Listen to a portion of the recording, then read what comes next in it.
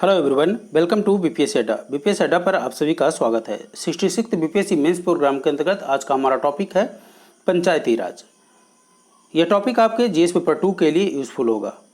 तो चलिए स्टार्ट करते हैं हम आज का सेशन स्टार्ट करने से पहले यदि आप हमारे चैनल पर नए हैं तो चैनल को सब्सक्राइब कर लें और बेल आइकन को प्रेस कर दें, सो दैट अगर कोई वीडियो इस चैनल पर अपलोड किया जाता है तो आपको नोटिफिकेशन मिल जाए और आप कोई वीडियो मिस ना करें। तो आइए हम देखते हैं इस पंचायती राज को। देखिए, अगर हम सबसे पहले तो ये है कि अगर ये टॉपिक आपको मेंस में आ जाता है तो आप कैसे इस क्वेश्चंस को अप्रोच करेंगे, कैसे इसको इनिशिएट करेंगे। तो सबसे पहले किसी भी चीज़ों को अर्थात मेंस में अगर आपको आंसर राइटिंग करना है तो 3 चीज़ों पर जो फोकस है वो हमेशा रहेगी। सबसे पहले इंट्रोडक्शन, दूसरी चीज़ बॉडी एंड तीसरी चीज़ कंक्लूजन। तो ये जो टॉपिक है आपको जो भी जैसे भी समझाया जाता है, you can write down as a introduction. फिर आप जो बॉडी पार्ट है उसको बुलेट फॉर्म में भी लिख सकते हैं या पैराग्राफ फॉर्म में भी लिख सकते हैं। और कंक्लूजन जो भी आप अपना व्यूज है उसी को दें। कंक्लूजन को जो आपका थॉट कहता है, जो आपका थॉट प्रोसेस जो ऊपर आप लिखते हैं, क्वेश्चंस को जैसे डेवलपमेंट आप जैसे इंट्रोडक्शन देते हैं उसी तरह से आप कंक्लूजन को दें। तो चलिए हम देखते हैं कि कैसे हम इसको इंट्रोडक्शन में स्टार्ट करते हैं इस टॉपिक को। देखिए, लोकतंत्र की नींव है पंचायती राज व्यवस्था। महात्मा गांधी ने कहा था कि भारत की आत्मा गांव में बसती है। उनका मानना था कि जब पंचायती राज की स्थापना पूरी तरह से हो जाएगी तो जनमत के जरिए वह सब कुछ किया जा सकता है जो हिंसा के द्वारा कभी नहीं संभव है। उनका इशारा निश्चित रूप से ही स्वराज की ओर था। गांधी के सपनों को पूरा करने के उद्देश्य से ही 1992 में संविधान में 73वां संशोधन किया गया। तो इस तरह से आप इस टॉपिक के इंट्रोडक्शन को लिख सकते हैं। अब हम देखने का प्रयत्न करेंगे कि आखिर भारत में कैसे पंचायती राज का विकास हुआ, कैसे इसका उद्भव हुआ।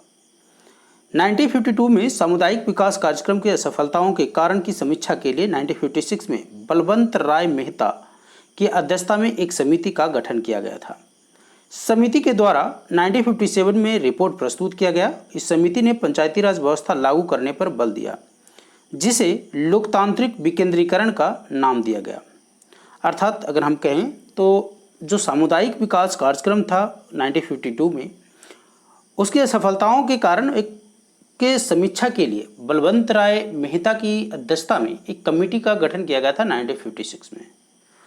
उस कमेटी के लोगों ने जब रिपोर्ट प्रस्तुत किया, अर्थात 1957 में बलवंत राय मेहता के द्वारा, जो उनके अध्यक्ष थे इस समिति के, उसके द्वारा जब रिपोर्ट दिया गया अर्थात सौंपा गया सरकार को, तो उसमें यह विशेष बल था कि पंचायती राज व्यवस्था को लागू किया जाए और जिसको कि लोकतांत्रिक विकेंद्रीकरण का नाम दिया गया। देखिए, पंचायत कहने का मतलब ही होता है डिसेंट्रलाइजेशन। डिसेंट्रलाइजेशन कहने का मतलब होता है सत्ता का विकेंद्रीकरण, अर्थात सत्ता का जो हस्तांतरण है वो निचले स्तर पर जाना चाहिए। इसी को हम पंचायत कहते हैं। इस समिति ने त्रिस्तरीय पंचायती राज व्यवस्था बनाने का सुझाव दिया। जिला स्तर पर जिला परिषद, प्रखंड स्तर पर पंचायत समिति एवं ग्राम स्तर पर ग्राम पंचायत। अर्थात बलवंत राय मेहता समिति के द्वारा जो पंचायती राज व्यवस्था बनाने का सुझाव दिया गया था वो त्रिस्तरीय था। कौन कौन? प्रखंड स्तर पर जिला स्तर पर जिला परिषद, प्रखंड स्तर पर पंचायत समिति और ग्राम स्तर पर ग्राम पंचायत। 2 अक्टूबर 1959 को पंचायती राज की मजबूत नींव देश के पहले प्रधानमंत्री जवाहरलाल नेहरू जी ने राजस्थान के नागौर जिले में रखी थी तथा उसी वर्ष 11 अक्टूबर को आंध्र प्रदेश में पंचायती राज व्यवस्था लागू कर दिया गया। पर उस पर अधिकारों का एक जो शानदार इमारत खड़ी करने का प्रयास किया गया था वो किया गया राजीव गांधी जी के द्वारा। अर्थात इसको हम इस तरह से बोल सकते हैं कि 2 अक्टूबर 1959 को पंचायती राज की मजबूत नींव जो है देश के पहले प्रधानमंत्री पंडित जवाहरलाल नेहरू जी ने राजस्थान के नागौर जिले में रखी और उसी वर्ष 11 अक्टूबर को आंध्र प्रदेश में भी पंचायती राज व्यवस्था लागू कर दिया गया और उस पर जो अधिकारों की एक शानदार इमारत खड़ी की गई उसका काम राजीव गांधी जी के द्वारा किया गया। पंचायती राज से जुड़ी संस्थाएं मजबूती से विकास कार्य कर सके, इस सोच के साथ राजीव गांधी जी ने देश में पंचायती राज व्यवस्था को सशक्त किया राजीव गांधी का मानना था कि जब तक पंचायती राज व्यवस्था सफल नहीं हो गई तब तक निचले स्तर तक लोकतंत्र नहीं पहुंच सकता। अर्थात संवैधानिक विकास के क्रम में राजीव गांधी की जो भूमिका है वो अतुलनीय है। उन्होंने अपने कार्यकाल में पंचायती राज व्यवस्था का पूरा प्रस्ताव तैयार कराया। राजीव गांधी की सरकार की ओर से तैयार 64वें संविधान संशोधन विधेयक के आधार पर तत्कालीन नरसिम्हा राव सरकार ने 73वां संविधान संशोधन विधेयक पारित कराया। देखिए, जो राजीव गांधी सरकार के द्वारा 64वें संविधान संशोधन विधेयक जो तैयार किया गया था, उसी के आधार पर नरसिम्हा राव सरकार के द्वारा 73वें संविधान संशोधन विधेयक पारित कराया गया। 24 अप्रैल 1993 से पूरे देश में पंचायती राज व्यवस्था लागू कर दिया गया और यही जो 24 अप्रैल है जब आप प्रत्येक वर्ष पंचायती राज दिवस के रूप में मनाते हैं, जिससे सभी राज्यों को पंचायती अर्थात पंचायतों के चुनाव कराने के मजबूर होना पड़ा। अर्थात जो संवैधानिक रूप है, देखिए जो पंचायती राज व्यवस्था का आप पढ़ते होंगे कि पंचायती राज व्यवस्था की शुरुआत तो 2 अक्टूबर 1959 को हो गई, जवाहरलाल नेहरू के द्वारा नींव डाल दी गई, लेकिन इसको जो संवैधानिक दर्जा देने का जो काम हुआ वो राजीव गांधी की सरकार के द्वारा किया गया। अर्थात राजीव गांधी और नरसिम्हा राव की जो सरकार थी उसने पंचायती राज व्यवस्था को संवैधानिक दर्जा दिलाया। अर्थात जो संविधान में संशोधन हुआ, 73वां संविधान संशोधन पंचायती राज में अर्थात पंचायती राज को आगे बढ़ाने में, उसको सशक्त बनाने में एक मील का पत्थर साबित हुआ। अब हम देखने का प्रयत्न करेंगे कि बिहार में पंचायती राज की क्या स्थिति थी उस समय, उसको हम देखने का प्रयत्न करेंगे। कि देखिए, क्वेश्चंस जब आपको बिहार से टेल लगाकर अगर पूछता है, बिहार को पीछे जोड़कर पूछता है, तो आपको क्या है कि पूरी की पूरी नेशनल लेवल पर कंसंट्रेट नहीं करना है। आपको 40% जो वेटेज है वो नेशनल इम्पोर्टेंस का चीज़ों को दीजिए, लेकिन 60% जो वेटेज है आपका, वो आंसर जो है वो घूमना चाहिए अराउंड बिहार, क्योंकि आपको कोई भी जो क्वेश्चन होगा वो बिहार के परिप्रेक्ष्य में ही होगा। तो चलिए अब देख लेते हैं कि बिहार में क्या स्थिति थी पंचायती राज की। बिहार में ग्राम पंचायतों के गठन हेतु स्वतंत्रता प्राप्ति के तुरंत बाद 1947 में बिहार पंचायती राज अधिनियम पारित किया गया। इस अधिनियम के तहत ग्राम पंचायतों ने 1949 में विधिवत अपना कार्य प्रारंभ किया। बलवंत राय मेहता समिति के द्वारा 1959 में जो प्रस्तुत सिफारिशों के आधार पर बिहार पंचायती राज अधिनियम में संशोधन किया गया। अर्थात जो बलवंत राय मेहता का जो सिफारिश था 1957 में, बलवंत राय मेहता जी के द्वारा जो सिफारिश दिया गया था उसको 1959 में बिहार पंचायती राज अधिनियम में संशोधन किया गया। सुझावों के अनुसार राज्यों में पंचायत में 3 स्तरीय को स्वीकार किया गया। अर्थात जो सुझाव दिया गया था बलवंत राय मेहता समिति के द्वारा पंचायतों को त्रिस्तरीय स्वरूप का, उसको एज इट इज उसको बिहार में इम्प्लीमेंट कर दिया गया। तो ग्राम पंचायत का गठन किया ग्राम स्तर पर, पंचायत समिति का प्रखंड स्तर पर तथा जिला परिषद का जिला स्तर पर। तो ये जो था बलवंत राय मेहता समिति के रिकमेंडेशन पर आधार पर था। 1961 में बिहार पंचायत समिति एवं जिला परिषद अधिनियम पारित किया गया। ठीक है, देखिए जो कॉन्स्टिट्यूशनल डेवलपमेंट हो रहा है उसको आपको देखना है। जो भी डेट है उसको आप एक साइड में एक ब्लॉक बनाइए और उसको थोड़ा से एक ब्लॉक में लिखते जाइए, क्योंकि आप जब लिखने का कोशिश करेंगे आप वहाँ, तो आपके पास कुछ कीवर्ड्स होने चाहिए कि सबसे पहले के इंट्रो, लाइक महात्मा गांधी ने क्या, आखिर महात्मा गांधी का क्या थॉट था पंचायती राज के बारे में, उसके बाद ताकि आप भूमिका में लिख सकें। उसके बाद 2 अक्टूबर 1959 बलवंत राय मेहता समिति, ये सारी चीज़ आपको दिमाग में आना चाहिए। अब देखिए समिति से आपको पंचायती राज के बारे में जो समिति था वो सिर्फ बलवंत राय मेहता समिति पर आधारित नहीं था, लेकिन आपको सभी समितियों के बारे में डिस्कस नहीं करना, क्योंकि क्वेश्चन जो है आपसे सभी समितियों के बारे में नहीं पूछेगा। ऐसा ना हो कि आप वहाँ भारत में जितने भी पंचायती राज पर गठित समितियाँ हैं, लाइक बलवंत राय मेहता समिति 1956 में हुआ था, अशोक मेहता समिति 1977 में हुआ था, राव समिति जो कि 1985 में हुआ था, सिंघवी समिति जो कि 1987 में हुआ था, और पीके थुंगन समिति जो कि 1988 में हुआ था, इन सभी को चर्चा करने लगे। नहीं, जो क्वेश्चन आपसे पूछा जाए उतना ही टू द पॉइंट डिस्कस करें। हाँ, अगर क्वेश्चन में आपसे पूछ रहा है कि बलवंत राय मेहता समिति और अशोक मेहता समिति को तुलनात्मक अध्ययन करते हुए आप उसको लिखिए, तब आप जरूर लिखें। लेकिन सिर्फ और सिर्फ पंचायती राज के बारे में, पंचायती राज के विकास के बारे में बिहार के परिप्रेक्ष्य में पूछ रहा है क्वेश्चंस, तो आपको सिर्फ इतना ही लिखना है, बलवंत राय मेहता समिति की कुछ जो सिफारिशें हैं उसको देते हुए आगे बढ़ जाना है। तो चलिए अब आगे देखते हैं कि क्या इसको आगे लिख सकते हैं। 1961 में बिहार पंचायती समिति एवं जिला परिषद अधिनियम पारित किया गया, जो 2 अक्टूबर 1963 को लागू हुआ। यह अधिनियम संपूर्ण राज्य में प्रभावी ढंग से 1980 में लागू हुआ। अब हम देखते हैं बिहार में पंचायती राज संस्थाओं का जो विवरण है उसको एक बार थोड़ा देख लेते हैं। अगर देखिए ये संस्था है और इसकी संख्या दिया गया है। ग्राम पंचायतों की अगर संख्या की बात करें बिहार में तो 8,386 है। वहीं पंचायत समिति की बात करें तो 534 है। जिला परिषद की बात करें तो 38 है और ग्राम पंचायत सदस्यों की बात करें तो 1,14,691 है। वहीं पंचायत समिति के जो सदस्य हैं वो है 11,497 और जिला परिषद सदस्य है 1,161। ग्राम पंचायत समिति अर्थात ग्राम पंचायत जो सचिव हैं वो हैं 3,701। न्याय मित्रों की जो संख्या है वो है 6,947। ग्राम कचहरी है वो है 7,474। जिला पंचायत राज अधिकारी 38।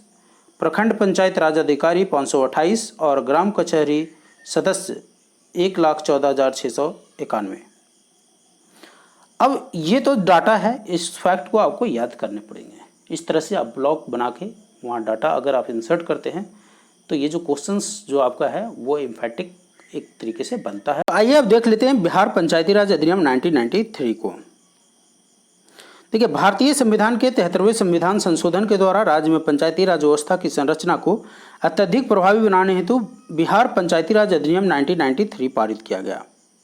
अर्थात जो 73वां संविधान संशोधन लागू किया उसको इम्प्लीमेंट करने के लिए बिहार में बिहार पंचायती राज अधिनियम 1993 को पारित किया गया। इस अधिनियम के जो कुछ प्रमुख विशेषताएं थी उसको हम देखने का अब प्रयत्न करेंगे। प्रमुख विशेषताओं में सबसे पहला जो था वो राज्य निर्वाचन आयोग के अंतर्गत पंचायती राज संस्थाओं में निर्वाचन कार्य का प्रावधान किया गया। दूसरा जो विशेषता था वो ये था कि ग्राम सभा का राज्य में गठन को अनिवार्य कर दिया गया। तीसरा था त्रिस्तरीय पंचायती राज व्यवस्थाओं के अंतर्गत सबसे निचले स्तर पर ग्राम पंचायत तथा मध्यम स्तर पर पंचायत समिति तथा उच्च स्तर पर जिला परिषद के गठन करने का प्रावधान कर दिया गया। राज्य पंचायत वित्त आयोग, ये जो राज्य है, राज्य नहीं है, राज्य है, स्टेट है। राज्य पंचायत वित्त आयोग की संस्तुति अर्थात रिकमेंडेशन यहाँ कर लीजिएगा, संस्तुति पर पंचायती राज संस्थाओं को विकास योजनाओं के कार्यान्वयन हेतु धन राशि की उपलब्धता का दायित्व राज्य सरकार के अधीन कर दिया गया। गांव के विवादों को समाधान हेतु ग्राम कचहरी का प्रावधान किया गया। अर्थात गांव में अगर कोई विवाद उठता है तो उसके लिए ग्राम कचहरी का प्रोविजन किया गया। जिला स्तर पर जिला आयोजन समिति का गठन का प्रावधान किया गया। यह समिति ग्राम पंचायत समिति और जिला परिषद द्वारा आयोजित विकास योजनाओं के कार्यान्वयन में सहायता के तौर पर दायित्व निभाएगी। अर्थात इसका जो रिस्पॉन्सिबिलिटी दिया गया वो ये दिया गया कि ये जो समिति था वो ग्राम पंचायत समिति और जिला परिषद के द्वारा जो भी विकास योजना आयोजित किया जाता है उसमें सहयोग करेगा, ऐसा प्रोविजन किया गया। अगला था सभी पंचायती संस्थाओं में 50% महिलाओं हेतु आरक्षण करने की भी व्यवस्था किया गया। जो भी पंचायत व्यवस्था था उसमें सभी में अर्थात सभी लेवल पर 50% महिलाओं के लिए आरक्षण का व्यवस्था करने का प्रोविजन था। तो ये तो था 1990 बिहार में जो लागू किया गया था 73वां संविधान संशोधन के बाद बिहार पंचायती राज अधिनियम 1993 को, उसकी कुछ प्रमुख बातें। अब हम इसमें जो चर्चा किया गया है कुछ महत्वपूर्ण बिंदुओं को देख लेते हैं, उन महत्वपूर्ण बिंदुओं को जिसको आपको एग्जाम में लिख के आना चाहिए। अब इसमें एक जो चर्चा था वो था ग्राम सभा का। अब हम थोड़ा देखते हैं उसको डिटेल में। ग्राम सभा को, ग्राम सभा का गठन संविधान के 73वें संविधान संशोधन में सभी राज्यों के लिए अनिवार्य बनाया गया। यह विकेंद्रित प्रशासन का सबसे निचले स्तर पर सभी स्थानीय गतिविधियों का केंद्र बिंदु होगा। बिहार में ग्राम सभा के साल में 4 बैठक बुलाए जाने का प्रावधान है। बिहार में प्रत्येक ग्राम सभा के लिए एक निगरानी समिति का गठन भी किया जाएगा जो स्थानीय प्रशासनिक कार्य के आकलन एवं निगरानी का काम करेगा। ग्राम स्तर पर सभी पंजीकृत मतदाता इसमें सम्मिलित होंगे, अर्थात ग्राम सभा में जिनके भी वोटर आई कार्ड होंगे, जिनके भी नाम वोटर आई कार्ड में, वोटर लिस्ट में होगा, अर्थात जिनके पास भी वोटर आई कार्ड होगा, वो सभी ग्राम स्तर पर ग्राम सभा के मेंबर होंगे। अब हम देखते हैं ग्राम पंचायत को। बिहार में ग्राम पंचायत का गठन प्रत्येक 7000 व्यक्तियों की आबादी पर किया जाएगा। प्रत्येक 500 आबादी पर ग्राम पंचायत के लिए एक सदस्य के प्रत्यक्ष चुनाव का प्रावधान है। अर्थात ग्राम पंचायत के लिए जो जनसंख्या चाहिए वो कितना चाहिए, 7000 होना चाहिए, और प्रत्येक 500 आबादी पर एक ग्राम पंचायत का एक सदस्य का चुनाव किया जाएगा। इन चुनावों में अनुसूचित जाति, जनजाति तथा पिछड़ी जातियों के लिए आबादी के अनुपात में ही आरक्षण का प्रोविजन किया जाएगा। बिहार पंचायती राज अधिनियम 2006 काफ़ी इम्पॉर्टेंट है ये। देखिए, जो डेवलपमेंट मैं आपको बता रहा था कि जो भी डेवलपमेंट है डेट का, उसको आपको पक्का नोट करके एक क्रोनोलॉजिकल ऑर्डर में आपको लिखना है। अगर आप इसको याद करने में सक्षम होते हैं, अगर आपको ये सारे डेट्स याद रहते हैं, तो आप जो इस पर पूछे गए क्वेश्चन को एकदम क्रोनोलॉजिकल ऑर्डर में आप लिख कर आएंगे वहाँ। तो बिहार पंचायती राज अधिनियम 2006 में महिलाओं के लिए जो संपूर्ण सीटों में से 50% सीट के आरक्षण का प्रावधान किया गया ताकि महिलाओं को सशक्तिकरण के बल मिले और व्यवस्था एवं प्रशासन में उनकी भागीदारी को बढ़ाया जाए।